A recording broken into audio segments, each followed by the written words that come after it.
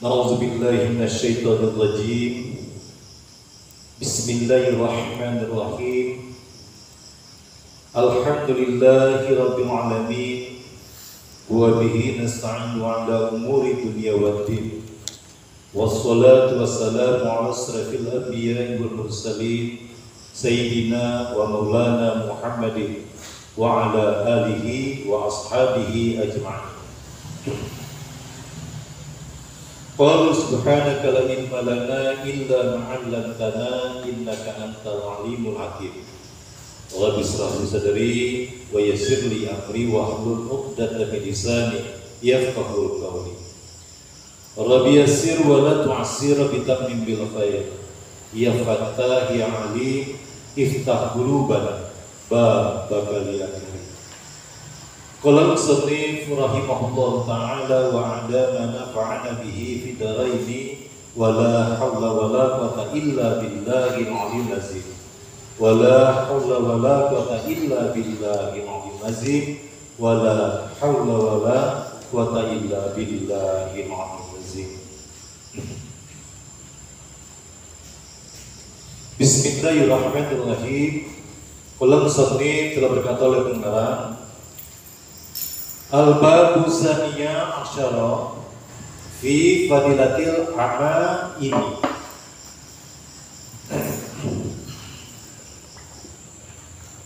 Bermula bab yang ke-12 pada menyatakan fadilah atau keutamaan memakai sorban, kemuliaan memakai sorban. Nah, jadi ini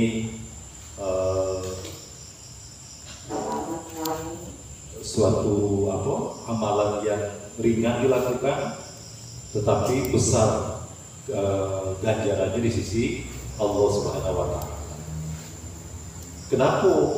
Karena ketika kita mengamalkan berbagai hadis Nabi, itu yang pertama sekali nanti yang merasa segan, merasa malu, merasa gengsi, diri kita dewe itu. Karena berperang di dalam hati kita. Umpamanya nak pakai sorban, umpamanya. Nah, sebelum kita keluar, kita pakai dulu di rumah, sembahyang 5 waktu kita. Nah, kalau tidak mau nampak sama ahli rumah, tutup itu pasang sorban itu kan, yang dia bersini, supaya kita semasa hidup kita ini pernah dan ada melaksanakan daripada hadis Nabi, apa yang dilakukan oleh Nabi.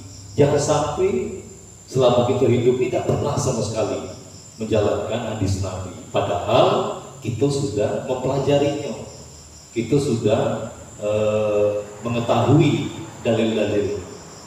Jadi ini perjuangan pada diri kita dulu. Berangsur-angsur nanti kalau sudah mantap, lah berapa lama kita makin di dalam kamar kita dewe, baru keluar ke ruang tamu atau kemana kan? Ya pertama kali nanti akan komen itu orang rumah, wahai Pak Imam, Pak Ustadz, kata dia, nak ceramah kemana nih? Itu orang rumah dulu yang ini. Nah, kita akan lihat apa keutamaan daripada memakai sorban. Itu semuanya nanti ada kaifiat-kaifiatnya atau ada cara-caranya. Berbagai macam cara orang memakai sorban. Ada yang lilitnya sebelah sini yang tinggi, sebelah sini rendah. Ada yang kayak orang rambut bulan tengah. Berbagai-bagai macam apanya. Kemudian daripada jatuhnya sorban, jatuh apanya nih? Kuncir. Nah, itu pun ada makna, bukan sembarang jatuh. Kalau kuncirnya cuma satu, jatuh ke sebelah kanan, dia ahli tauhid. Berarti kalau nak bertanya tentang tauhid, tanya sama dia, karena dia meletakkan apanya itu jatuhnya itu sebelah kanan. Kalau sebelah kiri, itu dia ahli tasawuf. Kalau dia di tengah-tengah belakang kayak kuncir rambut itu, nah dia adalah orang yang istiqomah di dalam mengamalkan sunnah-sunnah Rasul. apa sunnah Rasul itu akan diamalkan. Nah, itu kalau di tengah-tengah. Bagaimana dengan sorban yang ini? Sama.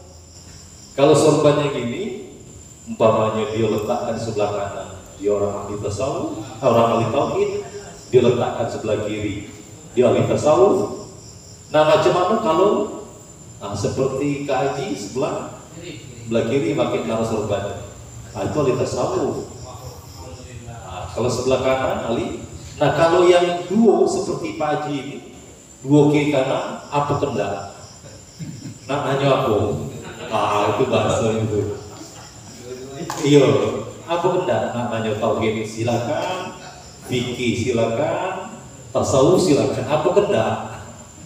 Itu makanya kalau seandainya perhatikan si pitung, di mana dia meletakkan sarungnya? Seperti kaji apa pagi ini kan seperti ini kan, apa kendak? Nah, lahir batin silakan siap jajan. Seperti itu.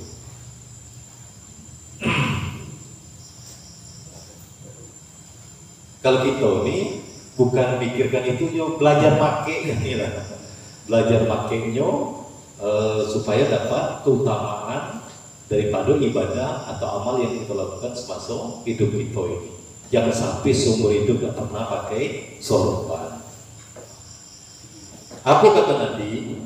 Qala Nabi sallallahu alaihi wasallam, al-amaimu tijanu arabi. Bermula sorban itu adalah mahkota. Namanya mahkota itu macam apa lah? Cuma beberapa orang yang memakainya, terutama para raja. Sorban itu adalah mahkota orang Arab. Faiza wadahu, maka apabila mereka telah meletakkan al-amaima akan sorban itu, wadahu, maka mereka meletakkan izzahu, kemuliaannya. Siapa orang yang memakai sorban, maka dia sudah sama dengan menghargai dan memuliakan diri dia. Nah, ini orang Arab perbedaannya, kemuliaan itu pada sorban. Makanya mereka itu sibuklah ngurus sorban terus. Sebentar, ininya yang runcing di sini itu dirapi-rapi terus. Tiap sebentar itu BKB-nya. Lagi jatuh naikkan lagi. Apalagi yang PNS-nya yang pakai warna merah putih itu, warna belang-belangnya seperti sorbannya Kak Haji itu, tapi merah putih. Nah, itu sama dengan anak-anak mudanya yang biasa kerja-kerja di bandara, di bagian tata laksana masjid-masjid. Itu penting betul mereka daripada sorban ini. Jadi hadis ini diriwayatkan oleh Ad-Dulami daripada Abbas dengan isnad yang dhaif. Waqala, jadi isnad dhaif ini bukan artinya hadis ini dhaif, tapi orang yang membawakannya itu ada salah satu memiliki kecelakaan, mungkin pernah berbohong atau pernah nyombong atau gawinya duduk di warung umpamanya. Bukan hadis yang lemah, tetapi perawinya ini yang dhaif. Wa qala sallallahu alaihi wasallam, ta'ammamu, pakailah sorban oleh kamu sekalian. Ini perintah ini. Ta'ammamu, pakailah sorban oleh kamu sekalian. Fa innal malaikata, karena sesungguhnya para malaikat itu ta'ammamat. Macam mana malaikat itu? Mereka memakai sorban. Pakailah sorban oleh kamu sekalian. Karena para malaikat itu mereka semua pakai sorban. Wa qala sallallahu alaihi wasallam, innallaha, sesungguhnya Allah itu, innallaha ta'ala, sesungguhnya Allah Ta'ala itu, wa malaikatahu, dan para malaikatnya, yusalluna ala ashabil amaimi, Sesungguhnya para malaikat itu berselawat kepada orang-orang yang memakai sorban. Imamah kalau bahasa Ketoni yang dililit kepala itu imamah.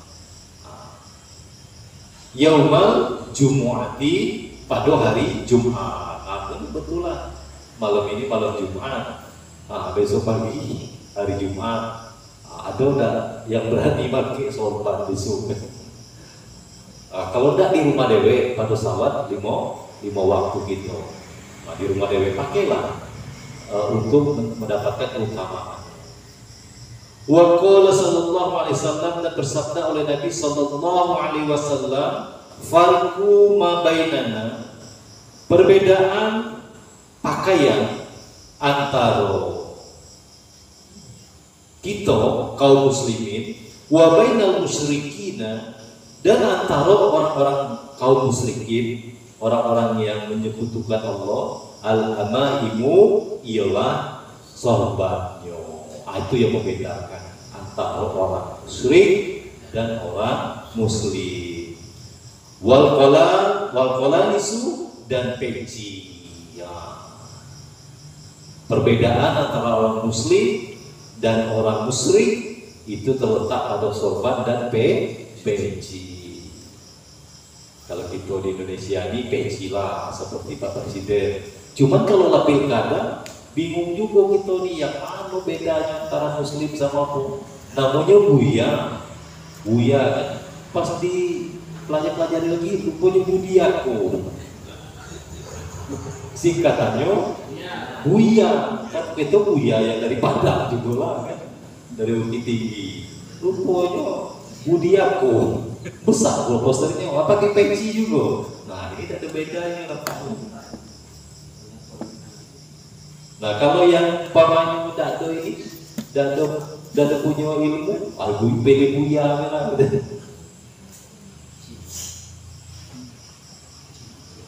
Rawahu Abu Dawud wa Tirmizi. Hadis ini diriwayatkan oleh Abu Dawud dan Tirmizi. Wa qala sallallahu alaihi wasallam, dan telah bersabda oleh Nabi sallallahu alaihi wasallam, salatil malaikatu, salat para malaikat membacakan istighfar alal muta'ammamina, untuk orang-orang yang memakai sorban yaumal jumu'ati, pada hari Jumat. Pakai sorban pada hari Jumat itu para malaikat akan memohonkan ampun. Tapi ya berangsur-angsur sampai diri kita memang betul-betul tidak ada lagi rasa. Pakai dulu di rumah dulu kan. Menjelang nak berangkat pakai sebentar, jadilah itu lepasin lagi kalau belum berani ya. Wa qala sallallahu alaihi wasallam, rak'atani, 2 rakaat salat bi amamati, dengan memakai sorban, khairun, lebih baik, min sab'ina, daripada 70 rakaatan, 70 rakaat. Bila 5 mati tanpa memakai sorban. Jadi 2 rakaat yang di sholat yang dilakukan dengan memakai sorban itu lebih elok 70. Lebih elok daripada 70 rakaat yang dilakukan tanpa pakai sorban. Itu keutamaan daripada sorban itu. Rawahu Yulami an Jabir. Wa qala sallallahu alaihi wasallam, ta'ammamu, bersorbanlah oleh kamu sekalian. Fa inna syayatina, maka sesungguhnya setan-setan itu la ta'ammam, itu tidak memakai sorban. Jadi kalau seandainya kita dia pakai sorban itu para malaikat, kemudian di sini di keterangan yang lain yang tidak pakai sorban, nah saya tidak mengatakan kita ini setan. Cuman ini hadisnya ini kayak gini, Yang pakai sorban itu malaikat, yang dia pakai sorban hadis ini kan. Karena sesungguhnya para setan-setan itu tidak memakai sorban. Wa qala sallallahu alaihi wasallam, dan bersabda oleh Nabi sallallahu alaihi wasallam, al-amaimu, memakai sorban itu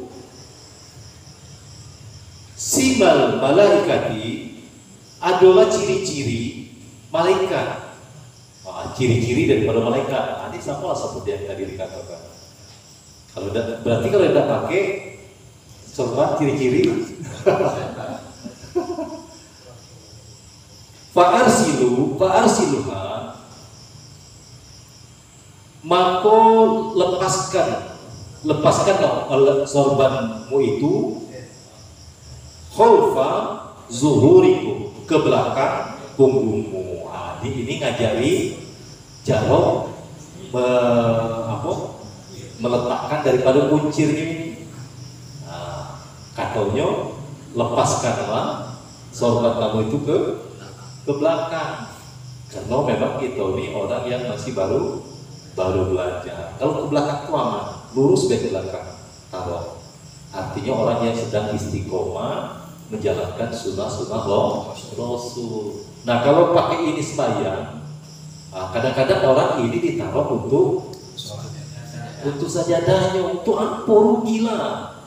Karena itu dilarang kita kalau pakai sorban ini mengosongkan pundak kita ini jangan sampai telanjang.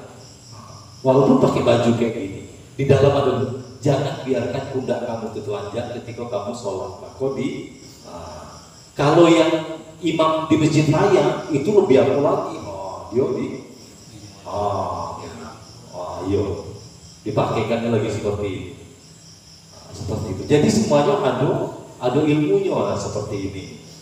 Jangan biarkan pundak kita telanjang. Kita waktu pertama kali macam mana bayang rupanya yang tidak ditutup pakai sorban itu dan dianggap telanjang. Bayangkan. Kita di bawa sorban juga belum berani kan. Bawa dulu tenteng dulu kan. Ada pula kadang-kadang masih ada perasaan-perasaan yang tapi biarlah sampai nanti biasa. Kalau lah biasa, berangkat sorban belum, jemput lagi ke dalam. Kalau lah biasa, tapi kalau tidak biasa, memang agak risih. Tapi setidaknya selama jatah hidup itu ini adalah kita menjalankan sunnah Nabi. Pakai siwak laidah, kemudian pakai sorban laidah. Ini jadi umat siapa itu ini kan? Tidak mengikuti apa yang dicontohkan oleh Nabi. Ini bukan masalah bukan masalah ustaz, bukan masalah kiai, tetapi adalah menjalankan daripada sunnah Rasul. Siapapun, tidak ada hubungannya sama kiai, sama ustaz, sama buya, tidak ada. Siapapun berhak untuk melakukan. Cuman di masyarakat itu kayak gitulah. Siapa pakai sorban dia itulah. Kebetulan habis sholat maghrib bawa sorban langsung yasinan. Nah yang baca doa ada kata disuruh yang bawa sorban. Yang pakai sorban atau lo nggak dulu pak. Pilihannya cuma nama dewe yang pakai sorban kan.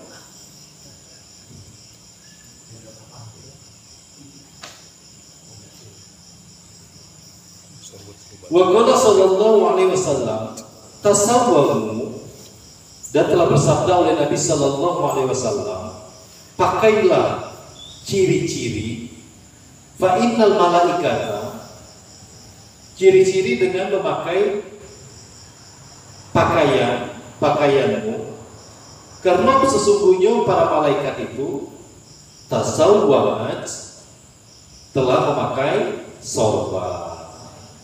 Mereka telah memakai sorban. Pakaiannya itu, pakaian para malaikat itu adalah sorban.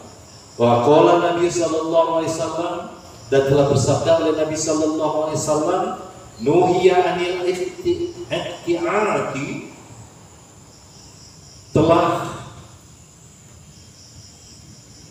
telah dilarang memakai sorban yang tidak wa umiro bitahalli, yang tidak diputarkan ke bawah dagu, dari perintah memakai sorban, dililitkan. Jadi apa itu menaruh sorban itu di bawah saat kabur, dililitkan seperti itu. Jadi telah dilarang memakai sorban yang tidak diputarkan ke bawah dagu, dari perintah memakai sorban dililitkan. Nah itu dia keutamaan daripada memakai sorban. Tadi dikatakan bahwa 2 rakaat yang dilakukan memakai sorban, sholat kita itu lebih elok daripada 70 rakaat yang tidak memakai sorban. Sekali lagi, kalau belum sanggup di luar, di dalam kamar, prakteklah, cobalah baca bismillah, aku memakai sorban ini untuk mengikuti sunnah Nabi, sunnah Rasul, bukan untuk ada niat-niat yang lain.